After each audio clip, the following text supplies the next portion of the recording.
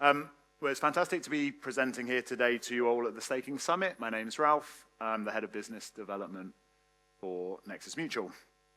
I'm excited to share this keynote with you entitled Restaked Capital, Mutual Strength, and it's about the collaboration taking place between Symbiotic and Nexus Mutual.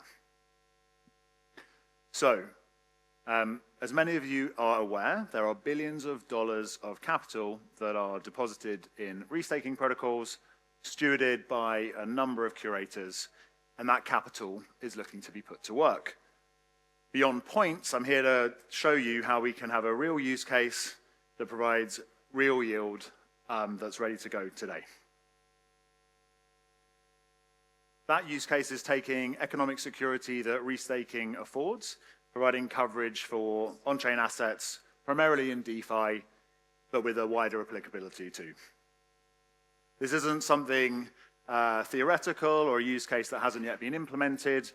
We have a strong product market fit, and it comes with a multi-year track record. The premiums that would be earned by providing cover to the DeFi ecosystem generates a diversified source of yield to participating restakers. And this is an ideal time as we see a meaningful increase in institutional activity, a step change in the demand for coverage at scale, both at an individual institutional level and in aggregate too. So, for those of you that aren't familiar with Nexus Mutual, we're the first crypto insurance alternative. We've been around since 2019, cutting our teeth through multiple crypto market cycles. We've lived through the highs of DeFi summer, but also through 2022, have the battle scars and experience to prove it. We've paid out millions in claims for events like the FTX bankruptcy, along with numerous smart contract hacks and other vulnerabilities. Cumulatively, we've underwritten more than $6 billion of cover. Membership of the Mutual is over 10,000 strong. It's a diverse mix from individual retail users through to large funds such as Dialectic, Edge Capital, Basanara. Got a bunch of logos up there for numerous well-established partners in the industry, and importantly for today, the latest one being Symbiotic. Memories and attention span in crypto can be short-lived. All too often, crypto markets have what feels like a binary sentiment on risk. I think many are still reeling from the effects of what happened on 10/10, initially in the centralized exchange space, but it's since had a knock-on impact with seemingly bodies washing up in DeFi. Let's see where we are at the moment, if there's going to be any more. The events of the past couple of weeks are a stark reminder that on-chain isn't risk-free. And let's try and not forget that too quickly this time. I think we've all welcomed the Ethereum Foundation's warmer embrace of DeFi. It's great to have a leading voice like Vitalik spreading the message about how DeFi over the years has become safer. Obviously, it's only been a few years that DeFi has been around, so there's been a significant change.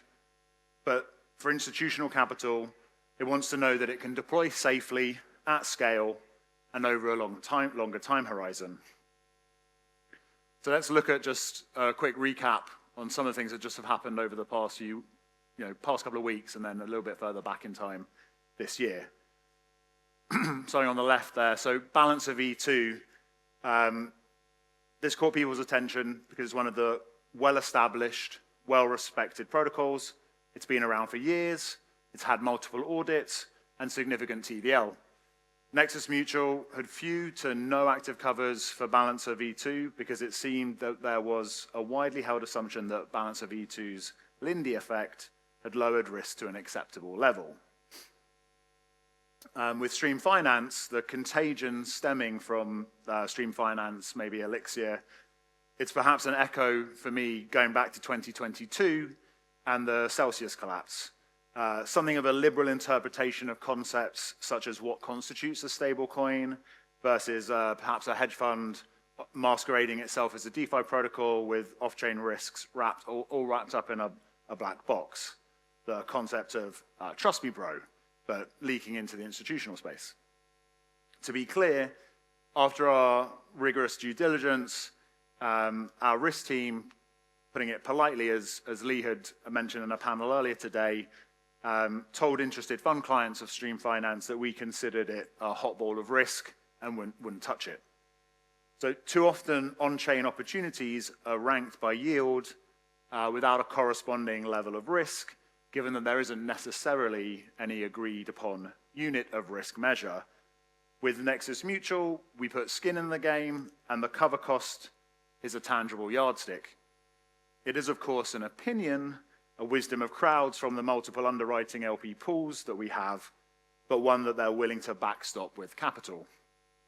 To be clear, while we avoided Stream at the source, the bad debt that has accrued in the ecosystem to some lending vaults, it would have been a covered event if they had cover with us. And then for Bybit, let's not forget such a large exploit earlier in the year, $1.5 billion to do with their signing practices. Has a small teaser that we're working on with several top security players on being able to offer cover that would cover the attack vector that Bybit experienced. I guess what I want to leave you with is that in summary, all three of these scenarios would have been something that you can find suitable cover with at Nexus Mutual. Crypto idiosyncratic risk comes in a variety of forms. This isn't a comprehensive list, but just enumerating a couple that are up on the screen there: smart contract, digital asset custody, DPEGs, oracles, oracle failure or oracle manipulation, slashing. There's a good few more. But the key piece here is that there's a meaningful premium to be earned by redistributing this risk in the on-chain space. So that brings me to the core here of the talk around the partnership with Nexus Mutual and Symbiotic. First of all, think of Nexus Mutual, with everything I've told you, as the on-chain equivalent of the Lloyd's of London. It's a marketplace for risk transfer that lives on the blockchain. In the traditional insurance space, no one insurer has the capacity or capital to meet the demands of a whole industry. And that's why traditional insurers will often syndicate risk together, whether that's in like a tower structure where they come one after the other, or perhaps why there's such a deep and active reinsurance market. So by Nexus Mutual and Symbiotic partnering together, we can replicate this redistribution of risk on chain, and we can unlock capacity at an institutional scale. This collaboration allows us to center our offering as a core layer in the DeFi ecosystem. Let me explain a little bit more about how we're not just talking the talk. The way we're setting this up is that Nexus Mutual acts as first loss capital, after which Symbiotic, the restaking and curators there, are the follow-on capital. And in this regards, we think it provides a meaningful risk-adjusted yield for the curators. Within the security ecosystem, we have many partners from auditors, bug bounties, ratings, and on-chain monitoring. All are extremely valuable.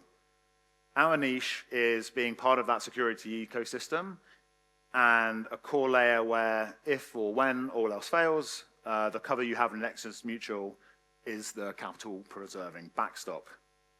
We're harnessing the transparency that blockchain provides to give both sides of this risk transfer market the confidence to participate and therefore cement this as a core DeFi layer.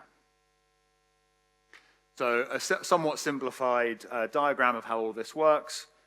As we already do now, users can buy cover from Nexus Mutual, the same expertise on risk analysis, due diligence, and underwriting. Everything is built on chain as far as possible. Cover purchases are held as NFTs, for example.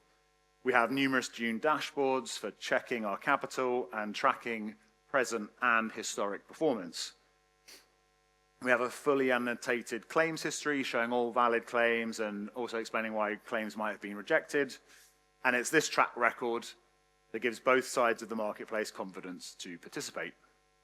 Except now, by plugging into Symbiotic, particularly when we have funds and other large institutional investors that want to take out cover in excess of the risk limits we've previously had in place relative to the size of our own capital pool, we can access restaked capital.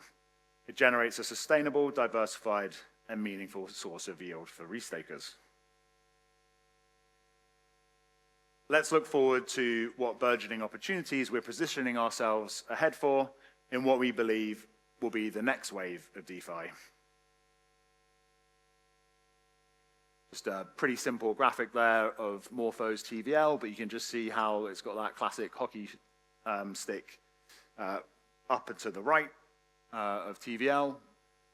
And so I think one of the first key things that we have as our strategy moving into 2026 is vaults. And we already have pricing that's been requested and we're getting in place for asset managers, 9-figure sized asset managers that are looking to deploy as vault curators. Hoping to see these cover purchases close after the dust has settled of the past couple of weeks and as Vault TVL starts to stabilize so they know the actual size of cover that they require.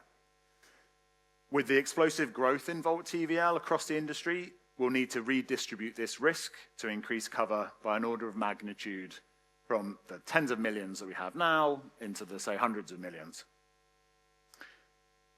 Digital asset treasuries have been a very hot topic. Maybe cooling off a little bit at the moment, but for those that persist, we're actively talking to a number of them, primarily ETH DATs on their yield strategies, and many want to deploy on chain, but only if they can feel confident that they'll have principal protection. You might want to establish a strategy that's compounding yield, increasing your token by share, but not at the risk of loss of principal, particularly when you're making regular disclosures to publicly traded equity markets. Regulatory clarity is the last point, and what we're finding is with the overall regulatory environment, we're seeing an increasing amount of institutional interest in our pipeline. So, got a couple of minutes left to time. I'm a little bit ahead of schedule, but thank you very much for listening. If you'd like to learn more, I'll be around with my team, Lee, our head of product, Phil, our head of marketing, also the Symbiotic crew that are here, in particular, working closely with Felix and Edgar. And the last thought I'll leave you with is, don't forget that with Nexus Mutual, you're covered. Thank you.